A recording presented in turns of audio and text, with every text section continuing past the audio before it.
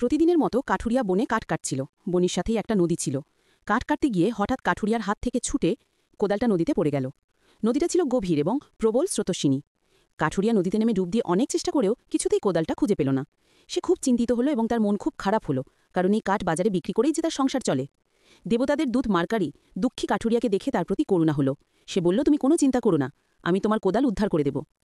Mercury নদীতে নেমে ডুব দিয়ে একটা স্বর্ণের কোদাল আনলো এবং কাঠুরিয়াকে তা দিতে চাইল। তখন কাঠুরিয়া বলল, এটা আমার না, তাই এটা আমি নিতে পারি না। দেবদূত মার্কারি আবার নদীতে নামল এবং ডুব দিয়ে এবার সে রূপার একটা কোদাল নিয়ে নদী থেকে ফিরে আসলো। তখন সৎ কাঠুরিয়া বলল, এটাও আমার না বলে সেটা নিতে রাজি হলো না। তাই দেবদূত মার্কারি তৃতীয়বার নদীতে নেমে ডুব দিল। এইবার সে ইস্পাতের তৈরি একটা কোদাল আনল। কাঠুরিয়া আনন্দে চিৎকার করে মার্কারির কাছে তা নিতে গেল।